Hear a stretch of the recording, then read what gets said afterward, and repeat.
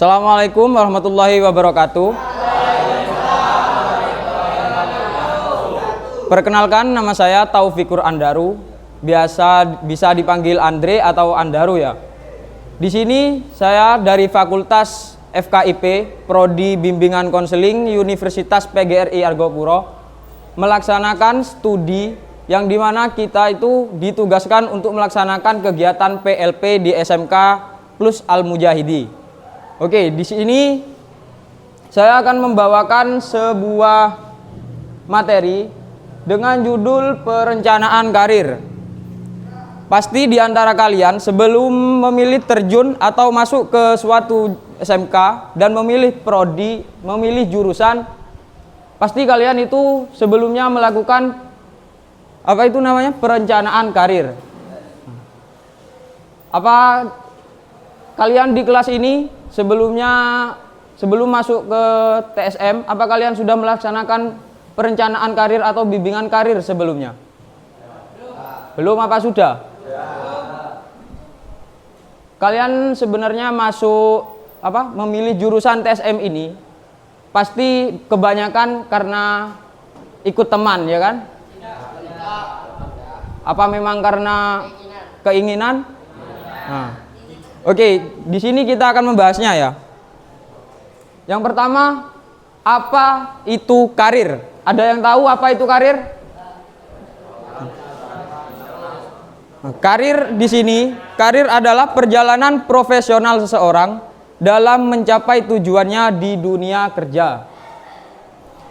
Yang termasuk pengalaman, kualifikasi, prestasi, dan posisi yang akan diambil dalam suatu organisasi atau pekerjaan yang akan kalian tempuh nantinya. Oke, berikutnya perencanaan karir. Perencanaan karir adalah proses membuat rencana dan menentukan tujuan profesional. Jadi, ketika kalian memilih suatu karir, di situ kalian bukan hanya untuk untuk dipilih untuk melakukan kerja, bukan, tapi kalian itu harus juga mengembangkan potensi diri kalian. Seperti kemampuan, apa lagi? Itu sudah termasuk dalam kemampuan ya, Mas. Nah, pengalaman, pemahaman juga, ya. Dan yang penting adalah skill. Tentukan juga apakah jurusan yang kalian pilih itu sesuai dengan skill yang kalian ampu atau sesuai dengan minat dan bakat kalian. Yang perlu kalian lakukan untuk pertamanya adalah evaluasi diri. Yang perlu dilakukan untuk evaluasi diri apa? Kalian harus mengevaluasi diri kalian sendiri. Apa minat dan bakat kalian sebelum terjun dalam suatu karir? Seperti sekarang kalian memilih jurusan TSM, pastinya kalian itu minat dengan dunia permesinan. Nah, kalian itu harus tentukan juga dari sekarang, kedepannya kalian itu apa milih bekerja atau kalian meneruskan ke jenjang pendidikan yang lebih tinggi seperti jurusan S1 atau ke D3 yang sesuai dengan kejurusan kalian seperti teknik mesin dan teknik-teknik lainnya. Kemudian adalah penelitian industri. Sebelum terjun kalian harus teliti dulu industri apa yang ingin kalian tempuh. Semisal industri permotoran. Dalam industri permotoran kalian itu harus teliti dulu apakah itu bisa dilakukan dalam jangka panjang atau hanya jangka menengah atau tidak lama. Yang dimaksud jangka panjang adalah di antara jangkauan 5 sampai 10 tahun ke depan itu bisa membimbing kehidupan kalian dan mencapai ketepatan finansial. Berikutnya adalah posisi. Kalian harus tentukan posisi apa yang akan kalian pilih dalam suatu pekerjaan. Semisal kalian ingin dalam dealer atau suatu industri pekerjaan, itu kalian harus memilih apakah kalian ingin tetap dalam pekerjaan itu atau berubah menjadi lebih baik lagi seperti menjadi manajer atau staf-staf yang lain. Kemudian adalah membuat rencana aksi yang realistis untuk memajukan karir seseorang, terutama karir kalian sendiri. Mengapa harus membuat perencanaan karir? Kenapa? Apa ada yang tahu? Mungkin dari kalian ada yang bisa menjabarkannya? Tidak ya? Alasan pentingnya membuat perencanaan karir. Perencanaan karir itu penting sekali. Salah satu contohnya menentukan arah dan tujuan yang jelas dalam karir. Jadi harus kalian searching dulu apakah arah dan tujuannya sudah benar dalam suatu karir yang akan kalian tempuh. Dan apakah karir itu dapat dibawa kalian untuk ke masa tua atau itu mendapat kesenjangan finansial, kenyamanan finansial. Berikutnya adalah memaksimalkan potensi dan keterampilan. Cara memaksimalkan potensi dan keterampilan, kalian bisa menempuh pendidikan baik di S1 ataupun mengambil pekerjaan agar untuk mengasah skill kalian seperti membongkar mesin atau membangun suatu produk baru seperti yang sekarang dilakukan oleh kakak kelas kalian. Mereka membangun satu teknologi baru yaitu motor listrik. Dan sekarang kayaknya mereka sudah berhasil dan bisa diperjualbelikan atau dipasarkan. Ketika mereka sudah mendapatkan kualifikasi dari Badan Nasional Indonesia. Kemudian memperkuat kesiapan dalam mengambil keputusan karir yang tepat. Memperkuat kesiapan itu bisa dilakukan dengan caranya kalian melakukan bimbingan terlebih dahulu. Adanya guru BK di sekolah untuk membimbing kalian. Pasti di antara kalian sebelumnya ataupun sekarang banyak yang memikir tugas guru BK itu adalah sebagai polisi sekolah. Iya apa tidak? Ya, kebanyakan berpikiran seperti itu kan. Sedangkan aslinya guru BK itu bukanlah seperti itu. Guru BK itu tugasnya membimbing dan memberikan layanan terutama kepada siswa baik yang mendapatkan masalah ataupun tidak mendapatkan masalah. Terutama dalam bimbingan karir ini. Peran guru BK sangat penting. Jadi jika kalian ragu dalam memilih karir yang akan kedepannya kalian tempuh, kalian bisa langsung ke guru BK untuk meminta bantuan dalam menentukan karir apa yang akan kalian tempuh untuk kedepannya. Kemudian meningkatkan kepuasan pribadi dan kesejahteraan finansial. Nah, ini yang penting. Yang dimaksud kepuasan pribadi itu apa? Kepuasan pribadi di sini, kalian itu dalam menjalankan suatu pekerjaan, kalian itu merasa luwes. Yang dimaksud luwes itu kalian enjoy, kalian itu suka sama pekerjaan dan tidak dibebani rasa keterpaksaan. Dan mendapatkan kesejahteraan finansial, gaji yang cukup. Jadi kalian itu tidak ada yang namanya bekerja terus gajinya tidak sesuai dengan apa yang diinginkan kalian, terus kalian akhirnya geruweng, terus protes, itu tidak ada. Makanya diperlukan perencanaan karir terlebih dahulu. Kemudian membantu mengatasi kebingungan dan ragu-ragu dalam pemilihan karir. Pentingnya membuat perencanaan karir salah satunya agar kalian itu tidak ragu. Jadi kalian itu sudah pasti dan yakin untuk memilih suatu jurusan tersebut. Kemudian lanjut, jika tidak membuat perencanaan karir. Nah, jika tidak membuat perencanaan karir, yang pertama adalah ragu dalam memilih karir. Seperti yang tadi saya katakan, kalian itu pasti ragu jika tidak membuat perencanaan karir. Apalagi jika terjun dalam suatu bidang, kalian itu cuma ikut apa kata orang dan terok-terok. Ya, bukan atas kemauan sendiri. Kemudian yang kedua adalah salah dalam mengambil keputusan. Jadi kalian itu salah dalam mengambil keputusan yang seharusnya kalian itu mengambil jurusan yang sesuai dengan minat dan bakat kalian atau keahlian kalian. Kalian malah memilih jurusan yang tidak sesuai dengan minat dan bakat kalian. Akhirnya apa?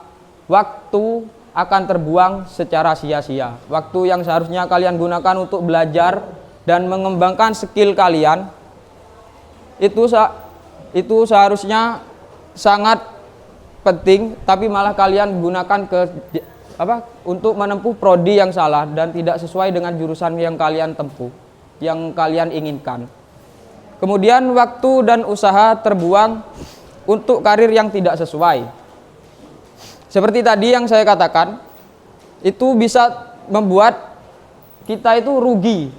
Bukan hanya rugi waktu ya, tapi juga rugi tenaga, finansial, uang, dan sebagainya. Rugi dalam segalanya. Yang seharusnya kalian itu sekarang sudah, saya ini bisa bongkar mesin, bisa membuat desain ini sebarang. Itu kalian tapi malah tidak bisa. Karena apa? Kalian itu sudah salah dalam memanajemen diri kalian dalam memilih karir tersebut. Kemudian merasa tidak nyaman dan menyesali masa lalu. Nah, rasa penyesalan itu pasti ada. Dan rasa penyesalan itu tidak akan pernah timbul di awal, pastinya di akhir. Dan rasa penyesalan itu timbul karena kalian tidak merencanakan perencanaan karir terlebih dahulu. Kalian asal ikut aja, asal masuk aja. Tidak ikut apa kata hati kalian, minat dan bakat kalian, apa yang sesuai dengan minat dan bakat kalian itu tidak kalian turuti. Tapi kalian itu lebih yakin apa yang dikatakan oleh orang lain. Kamu itu cocok masuk di BD. Sedangkan kalian itu basicnya itu di mesin. Seperti salah satu contoh, ada teman kalian, kalau tidak salah itu anak TSM 1 kalau tidak salah. Itu kemarin dia itu cerita ke saya. Cerita itu gini, Mas, sebenarnya itu saya masuk masuk jurusan TSM ini gara-gara saya itu cuma ikut-ikut teman. Loh, kok bisa gitu? Iya Mas, saya pikir itu dulu saya waktu daftar, saya pikir jurusan desain grafis itu atau DKV itu ya belum ada tahun ini Mas. Makanya itu saya mengambil jurusan TSM. Sedangkan keahlian dia adalah membuat desain dan menggambar. Nah, di sini pentingnya guru BK dalam membimbing kalian untuk membuat perencanaan karir. Oke, kita lanjut. Tips dalam membuat perencanaan karir. Di sini ada 6 slide atau ada 6 cara tips untuk membuat perencanaan karir ya. Yang pertama adalah evaluasi diri. Pahami kekuatan, kelemahan dan minat dan bakat kalian untuk membantu menentukan tujuan karir. Jadi kalian itu harus menggali sendiri ya. Karena yang tahu diri kalian itu diri kalian sendiri, yang tahu kemampuan kalian itu diri kalian sendiri. Jika kalian bingung, itu kalian bisa minta bantuan ke guru BK untuk lebih meyakinkan kalian atas prodi apa atau jurusan apa yang akan kalian pilih. Kemudian yang kedua adalah tentukan prioritas. Identifikasi apa yang lebih penting bagimu, seperti pendapatan, kesempatan untuk berkembang, work life atau kesenjangan kehidupan kerja. Jadi ini juga penting ya. Prioritas ini juga penting. Jadi tidak ada ceritanya kalian itu bekerja karena terpaksa atau tekanan ya. Kadang kan ada itu, rata-rata ada juga orang yang bekerja karena hanya ingin memuaskan keinginan pribadi. Apalagi kayak saya, di umur-umur segini kayak saya itu, saya juga dulu pernah kerja. Saya ingin motor, saya kan suka motor ya, suka otomotif. Saya itu bekerja di salah satu showroom motor dan dia juga punya TikTok. saya itu bekerja sambil kuliah. Saya bekerja bukan karena saya minat dengan hal tersebut atau sesuai dengan keahlian saya atau minat dan bakat saya, bukan. Tapi karena saya itu bekerja karena saya hanya ingin mendapatkan penghasilan dan digunakan untuk apa? Untuk mempercantik atau membangun motor saya agar lebih menarik, seperti itu. Tak luput pula banyak juga orang yang seperti itu, seperti saya. Makanya penting untuk menentukan prioritas sebelum kalian turun ke dunia kerja. Jadi jangan ada pikiran, saya pengen ini, saya kerja. Bener, kalian itu pasti pemikirannya saya pengen ini, saya kerja biar tidak membebani orang tua, karena ini keinginan saya. Itu benar. Tapi setidaknya kan kalian itu harus menentukan prioritas kalian dulu. Apakah pekerjaan ini sesuai dengan minat dan bakat saya? Dan apakah bisa berkepanjangan pekerjaan yang akan saya lakukan ini? Nah, itu penting dan itu harus dilakukan. Kemudian yang ketiga adalah gali informasi terlebih dahulu. Kalian kaji dulu informasi tentang perusahaan, pekerjaan, atau profesi yang akan kalian tempuh. Misal, tentang karir apa yang kalian minati. Jika kalian dalam suatu profesi ingin menjadi pemborong, semisal ya, pemborong, manajer, atau admin dalam suatu perusahaan, itu kalian gali dulu informasi dan profesi yang prospektif di masa mendatang. Yang dimaksud prospektif di sini adalah profesi yang banyak diminati atau berpeluang besar untuk membangun kesenjangan finansial bagi kalian. Terus pendidikan yang harus ditempuh. Jadi kalian itu harus searching juga apakah tujuan yang kalian ampuh itu cukup dengan keahlian kalian, atau kalian itu memang harus sekolah terlebih dahulu atau menempuh S1 atau D3. Skill yang harus dimiliki. Nah, pastikan juga profesi yang kalian pilih sesuai dengan skill yang kalian miliki. Biaya pendidikan dan informasi penting lainnya. Pastinya walaupun bekerja pasti juga butuh biaya pendidikan. Di antara lain masuk kerja. Kita ambil contoh Dira. Ya, Dira Kencong.